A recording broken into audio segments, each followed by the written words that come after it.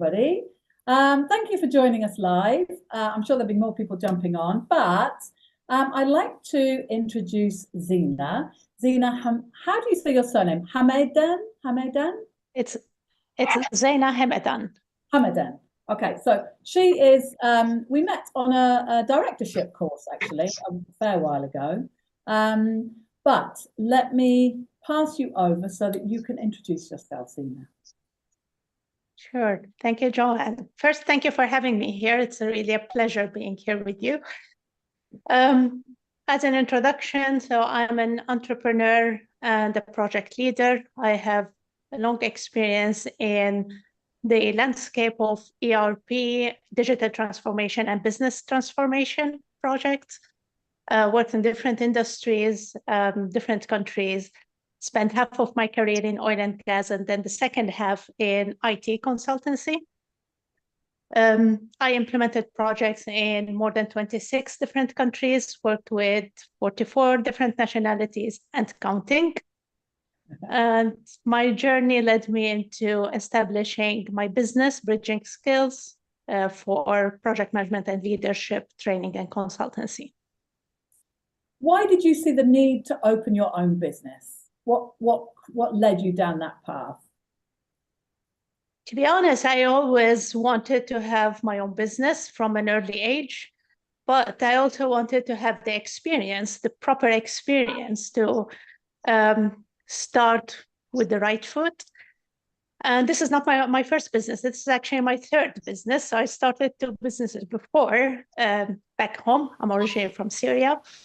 When I relocate into a new country, obviously I had to stop those businesses. And when the time allows, here in Malta, I started Bridging Skills as my own business. Wonderful, wonderful. So how are you finding doing business in Malta? Are you enjoying it?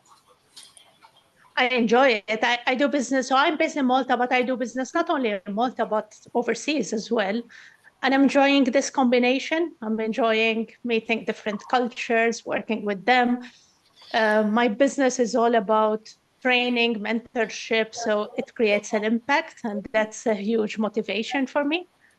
So I'm really enjoying it so far, yes.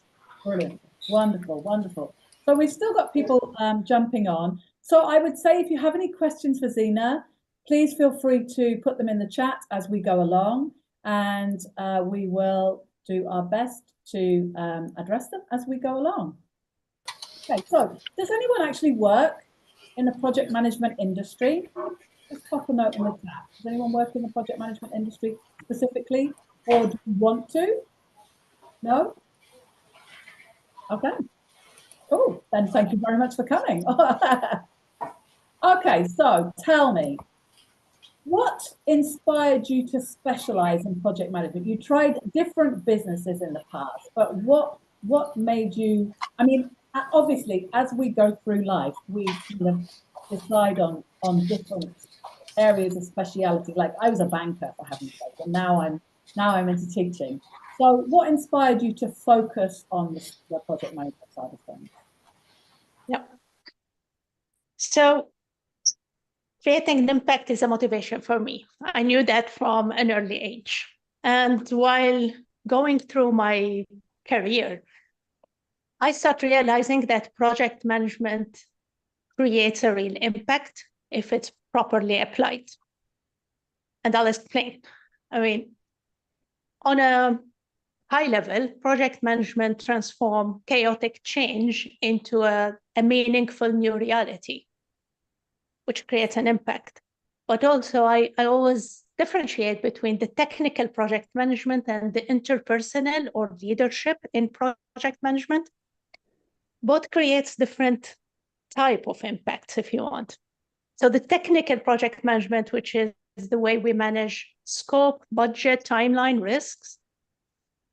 And I'm saying manage, not tracking, but we manage those, can create a direct impact on organization. There you can easily calculate the return of investments. You can say proper project management will reduce the cost or increase the revenue of the organization by, you can really calculate it by a number.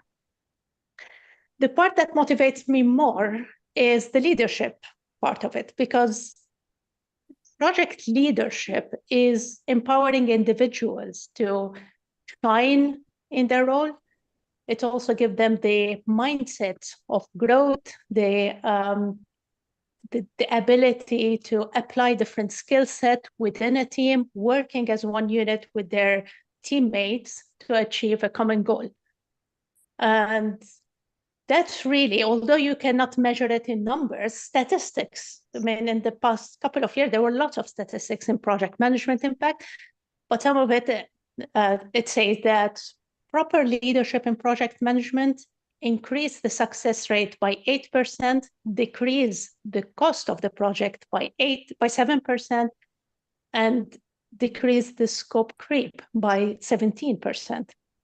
Which means leadership creates even a higher impact in project management. And that matches with my personal motivation, so it just clicks. I mean, that's the thing that I enjoy. I make an impact with it, and there's a need for it in the market. So you teach or you help to train leaders in project management? Is that what you do? You help them be better leaders so that they can manage better? Absolutely. Absolutely. So I deliver a number of services under the umbrella of Bridging Skills. The main goal is actually to empower individuals and organizations with the right competencies and skills so they can excel in the current world. But if we go into the detailed services that we provide, we have our standard project management and leadership training that individuals can enroll in. We have our tailored programs for organizations based on the need within the organization. I offer one-to-one coaching for project leaders, so that focus on both the technical project management, but also the leadership skills, the interpersonal skills. And I do project management as a service, which entail working as an outsourced project leader or partnering with organizations to optimize their project management processes. So the key is whatever needs to be optimized in order to improve the running of the project. Brilliant, fantastic. And tell me, what languages do you train in? So my material is basically in English. Okay. But obviously, Arabic is my native language. So I delivered a lot of training to Arabic speakers. And with that, I mix, to be honest. So if a term is really complicated for them in English, or if it's a new term for them completely, then I mix the explanation between English and Arabic. My main business, so all the materials are in English, actually. Okay. That's interesting, because I know that there are a couple of people that have the ability to train in different languages. And I just think it's really, really interesting that side of things, because obviously project management is, you're dealing with mainly lots of different nationalities on a project, no matter where you are in the world. Absolutely. Someone who works in India. Correct. And the skills, it's the same. I mean, it's the same skills as long as you explain it. It doesn't matter which language you use to explain it. But also I focus on the terms, because nowadays we're working internationally. So wherever you are based, I mean, you have to use the international terms of it. Yeah. So even when I deliver the training in Arabic, I focus on teaching the proper terms in English, because that's what we use in international projects. And nowadays everything is international, right? Thank goodness, being an English teacher. That's really good. That's really good for me. So what motivates you to provide mentoring and training? What's your aim when you're providing this training and mentoring for the professionals? There are two motivations for that. One personal and obviously one professional. From a personal side, I am an ex-professional basketball player and a coach. Are you? Which not only I am. So I work for, I played for 17 years as a professional basketball player. And then I moved into coaching. Behind. I didn't know you were a professional basketball player. Brilliant. And sports. So it's starting with sports from an early age. It really gives me lots of interpersonal skills that I transferred into my career when I started working, of course. But it also allowed me to experience the satisfaction of delivering through others and the satisfaction of empowering others to shine in their own way. Yeah. And this was my motivation to go into professional coaching and training, because really this is what you enjoy in empowering people to grow themselves, creating new leaders. Yeah. That's another reason why I'm starting soon. In April, I'm starting a program for youth leadership. So we're starting from an early age, 12 to 15 years old. Because really there is that satisfaction in seeing people growing on their way, on their own way. But obviously to start a business, you need a business need, you need a market need. And there is actually a business opportunity, because project management, one, there are a lot of people that don't understand what is project management. Two, there is underestimation of project management, where people think that the project manager is someone to track the tasks. So it's like you have to do a list and you go one by one. Yeah. And it's much more than this. So there is a huge gap in the competencies in the market, especially in Europe, if you compare it to North America, for example. And there is also a big hidden impact that is not explored yet. So when you explain it to companies, when you show statistic, you show result, when you actually deliver a program and they see the difference, there is that business opportunity for everyone to grow together. So that's the main reason I started this training/coaching business. Okay, I have a couple of things I really want to address. First of all, I remember when you were first starting off, you came and did a session during COVID online with our Girl Guides. And it was all about arranging a picnic or an outing with, and having to organize what people's dietary requirements and what activities they enjoyed doing. And that kind of helped to break down to the children, who are between 10 and 13. They were very young. And they absolutely loved it.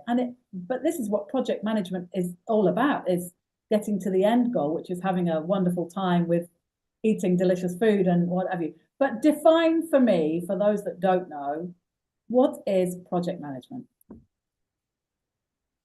So project management is making things done in a short term.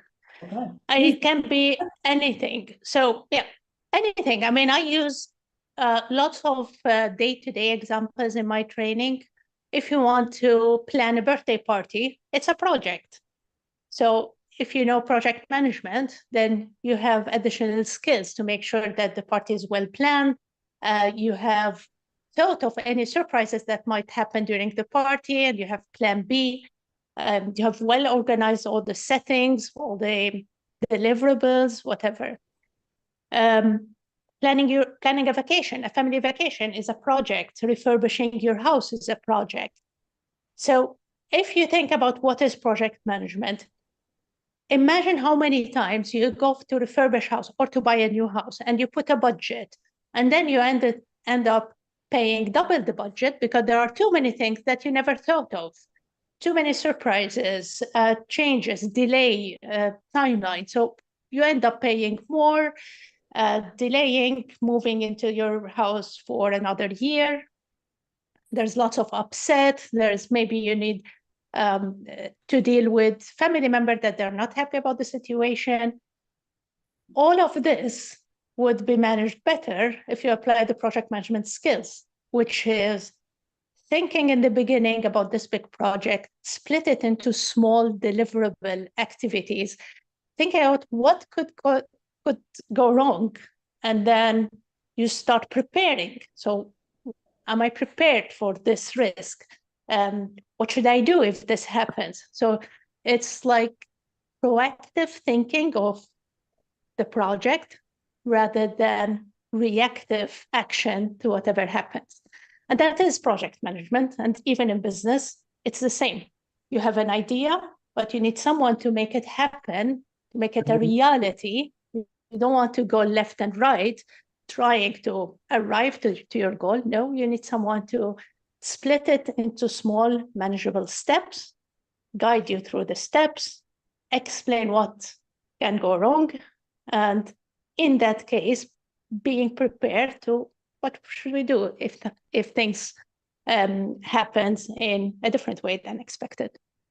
So that's what project management is about. That's fantastic. Do you specialize in different industries then? Do you, when you say you help train leaders and everything else to do with project management, are there any industries that you like to deal with or that you specialize in, or is everything up for grabs, so to speak? It's a mix. So I have a huge experience in the IT industry. The project that I manage as a project manager or project leader are IT projects. However, project management concepts is the same. So when you go for project management standard course, then it applies to any industry.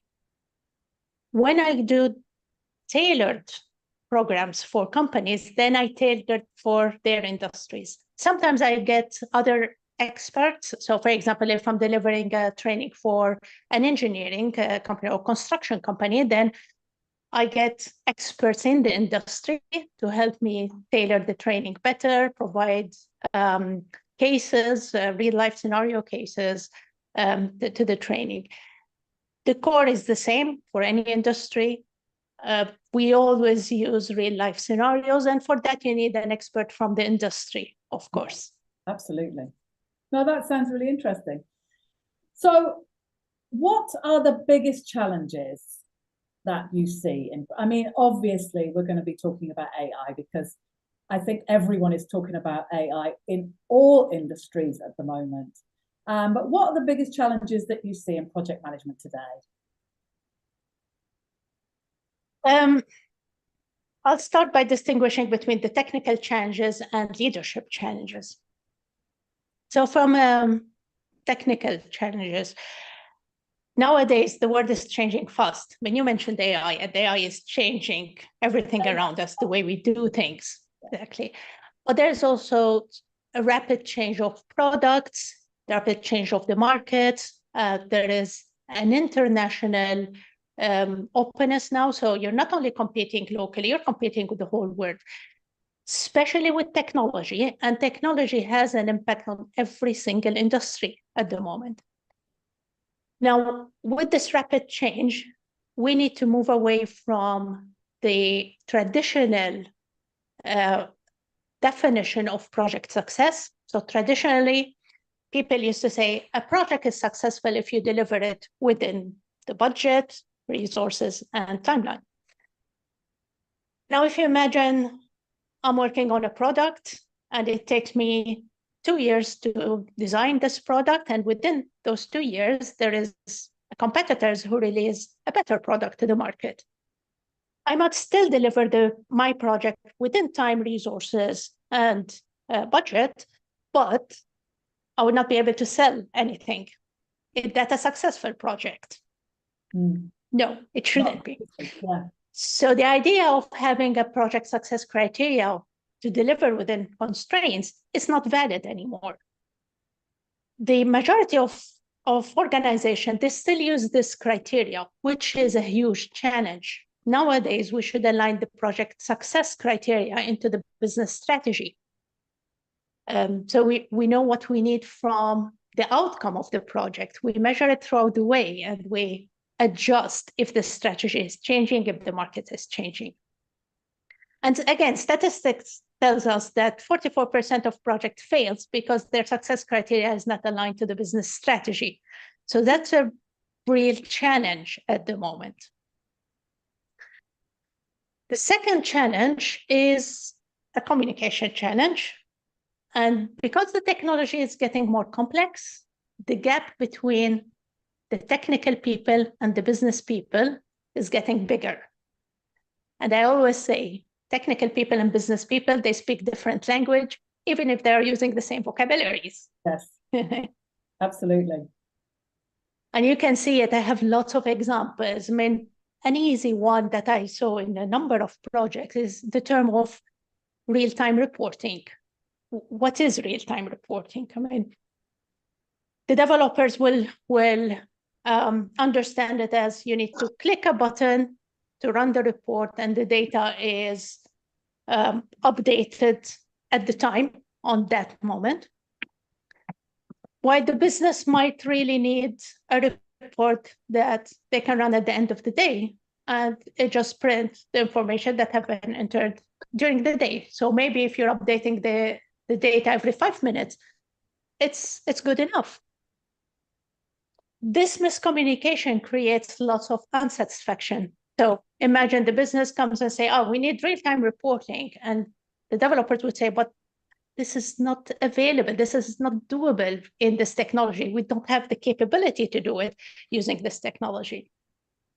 And obviously the business would be upset, but this was a requirement from the beginning. Why did you need to tell us about this?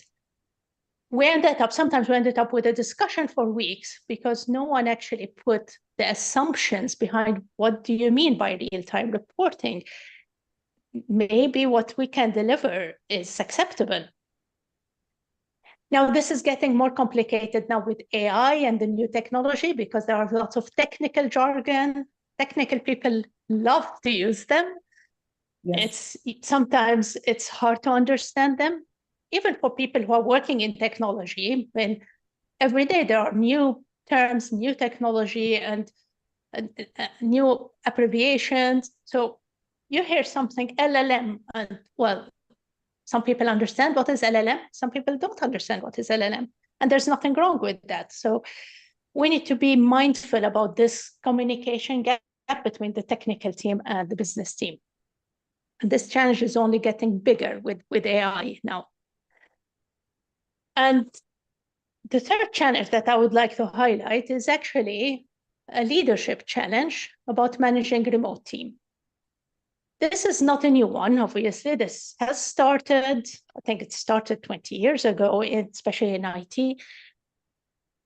But in the recent years, the percentage of projects, there is around 72% of project teams that work in remote or hybrid settings.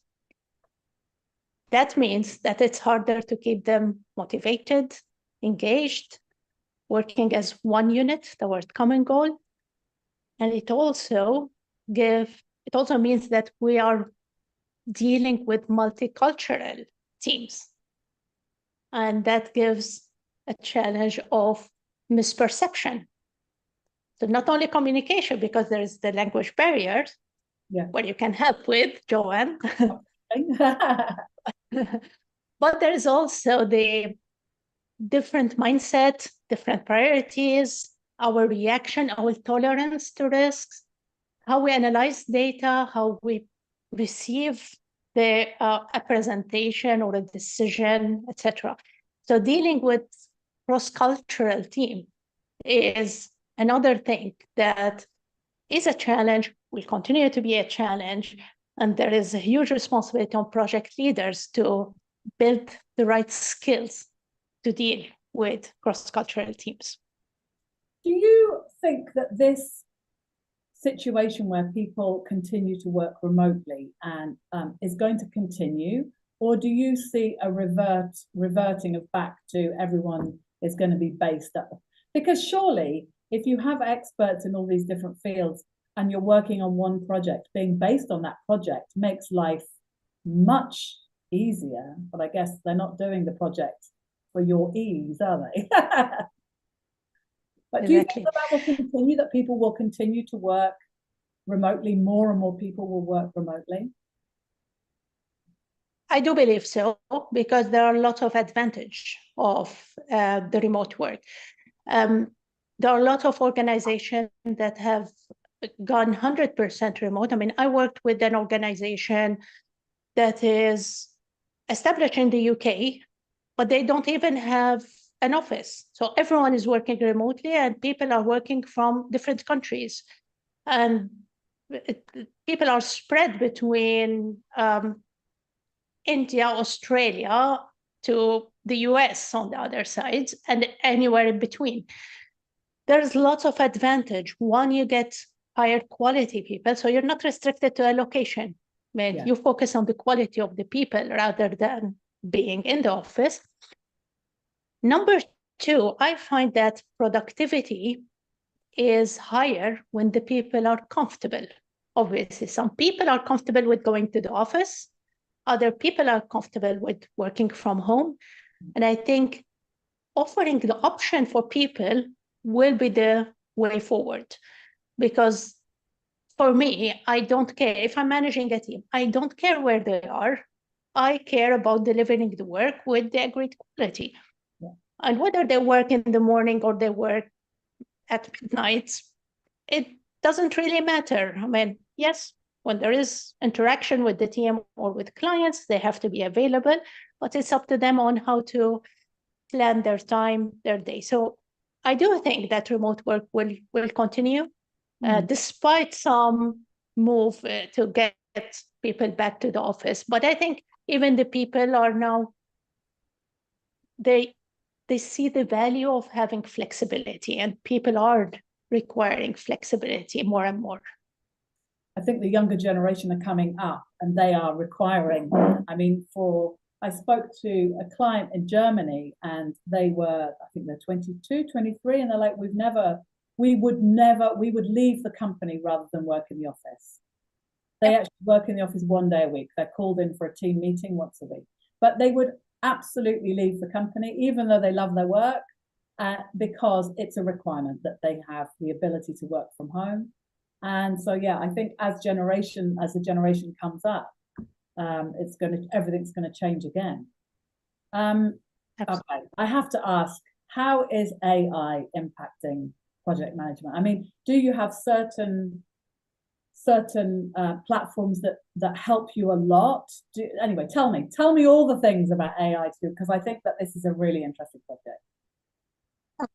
So I play a lot with AI, and part of it is that I'm part of the Project Management Institute chapter in Malta, which is representing the Project Management Institute, PMI, and we do events. So some of the events is going through different tools of AI and showing how it can be beneficial for project managers.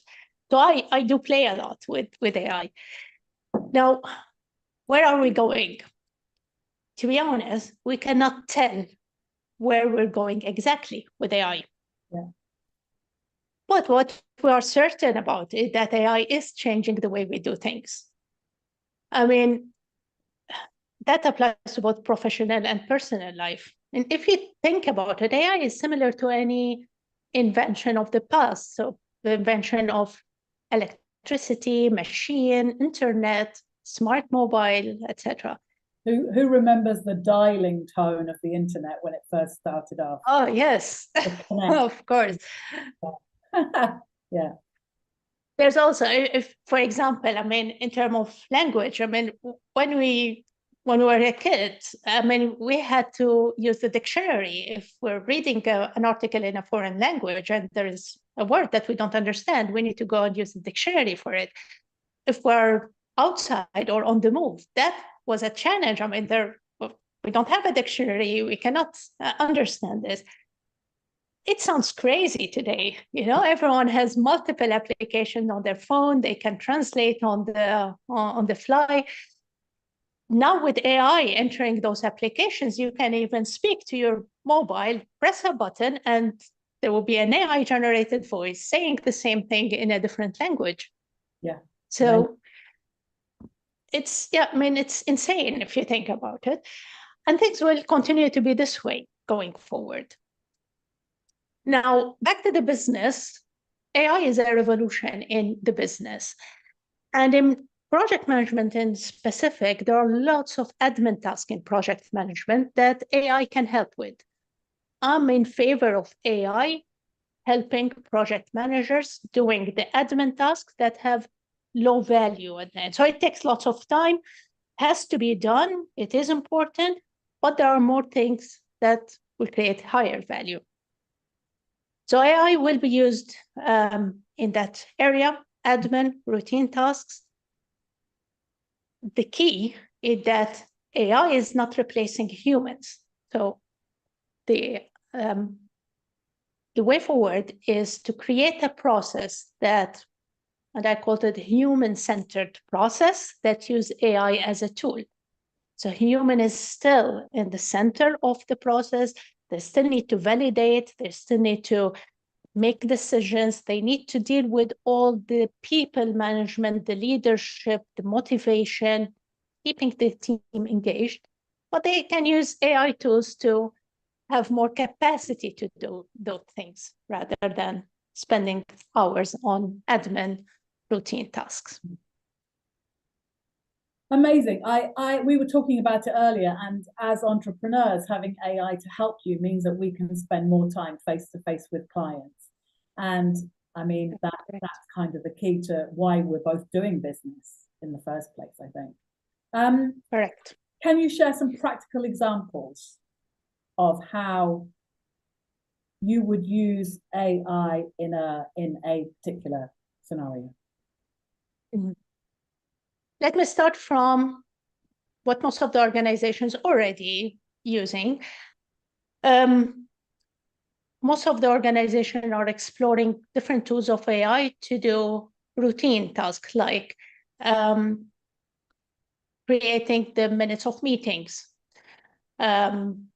generating some reports. Lots of clients that have customer service interface, they are using the chatbot now. You can use it. If you're using any website, you can go to chat box and you chat with the robot, basically. So this will continue to happen. This will even get more robust with new tools. That will continue for sure. But what is next? There are different areas in project management that can use AI. And the list is really very long, so I'll just choose a couple of it to speak about. Risk management is one of them. Risk management in project management is about identifying the risks before it happens, so you're prepared for it.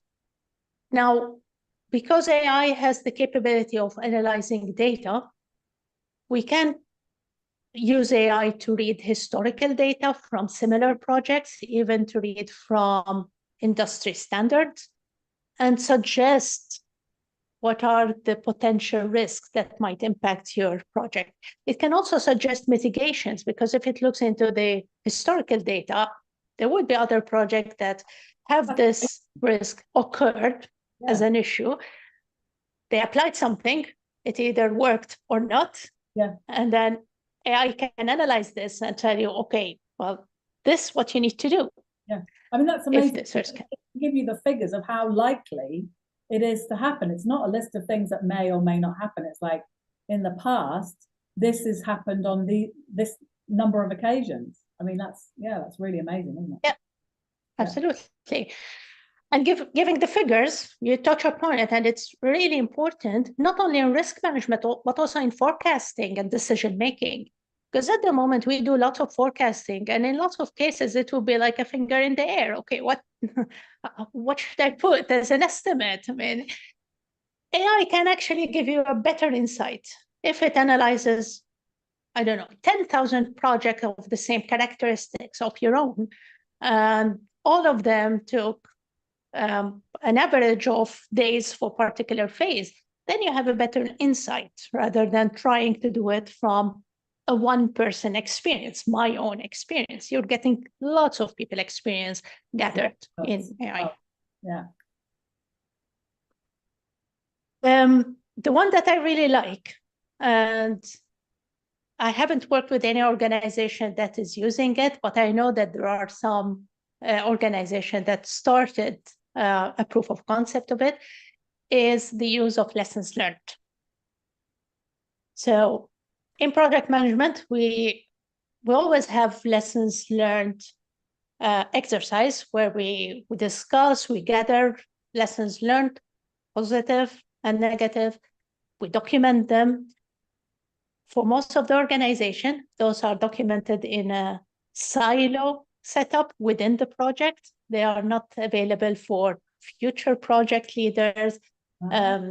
It's not easy to find them. So you go to a company, you start a project, and you know that this company has been working in this industry for 20 years, but you don't have access to the lessons learned from those 20 years. And what AI can do, and there are some companies that started doing this, if you prepare the data properly, you put the lessons learned in one big repository based on project characteristics and the lessons learned category, then when you start a new project, you can ask AI to summarize the lessons learned from projects that are similar to yours. You do it proactively, so you read the lessons learned from other projects, and you avoid making the same mistake. Brilliant. But that then depends on as many companies as possible, as many projects as possible, making sure that their data is in the right format and submitting it. So presumably there should be someone will create a central database for that kind of project. Why should each project manager take part in this as a project? So listen, I mean, you touch on a very important point, the data. So number one is the data quality. I mean, in IT, we have a common saying, rubbish in, rubbish out. Same with AI. I mean, whatever data you put for the AI, you will get an analysis of this data. So the first step to utilize AI for individuals and for organization is working on your data. If you don't have the proper data that is clean, structured, documented, then there is no sense of buying an AI tool to analyze data. And you can buy the most expensive tool, but you need the data at the end of the day. So that's definitely one key responsibility of individuals and organization. There are other things. So there's a responsibility on project management professionals in general to keep learning, because obviously things are changing. Every industry, you should Indeed. Every day is a school day, right? Absolutely. Thank goodness every day is a school day. How amazing is it that we have so much information? And when you said playing around with AI, I mean, I just get sucked into the you get put in a few different things and then out pops out some magic and you're like, oh, let's try some different things. And it's amazing. I love it. Yeah. It is. And the people who keep learning are the people who will secure their job in the future, because things are changing. You cannot rely on what you know today. You need to continue learning. There are lots of challenges that are coming with AI. There's the challenge of the ethical consideration. There is a challenge of the cybersecurity. You need to understand how those tools work in the background to protect yourself as well. Absolutely. Brilliant. Okay, the last question. What advice would you give to your fellow project managers if you could give one piece of advice with all your years of expertise and knowledge of AI and developments that will be going on? What's one piece of advice you would give? Okay. So I'll consider keep learning as one advice, so we can add it to the list. Absolutely, keep learning. Adopt a continuous learning approach. Second important thing is be adaptable. I mean, what worked yesterday might not work today and will definitely not work tomorrow. And there is no one size fits all. So even when you come to my training or if you do one-to-one coaching, they will hear me saying this every single session. There is no one size fits all. So tailor your approach, tailor your communication, be mindful of the different culture, our own bias, unconscious bias, and tailor things around them. So be adaptable. And from the same sort of leadership, build your leadership skills. While technical project management is easy to learn, AI will help us in the technical project management tasks. Leadership and interpersonal skills and people management are the skills that would make a difference. those are the skills that will empower people, project management professional, but anyone as well, to stand out in this technology-driven environment. Yeah, brilliant. Love it. Love it. Okay, thank you so much, Zina. That was really interesting. Tell people, where can they find you? If you want to put the link in the chat, and please feel free, if you're not connected to Zina, go ahead and connect with her here on LinkedIn, but where can they find you? So I put the contact detail in the chat. I have my own website, which is bridgingskills.com. You can find me on LinkedIn as Zina Hamadan. I also in the chat, I put a Calendly link, so you can book a meeting. I always offer a 30 minutes free meeting to discuss things and see how can I help you in your career. So feel free to reach out and book a meeting. And of course, if you want to reach out directly on my website, there is my number, my email. So please feel free to contact me at any time. Wonderful. Wonderful. Thank you so much, Zina. That was really, really interesting. I learned a lot about project management. I'm sure everyone else did too. Would anyone like to, does anyone have any questions or anything like that? No? Okay, I think we must have covered everyone. Thank you so much, everyone, for joining us today. And yeah, please feel free to, and if you're not connected with me, please feel free to do so. And I hope to see you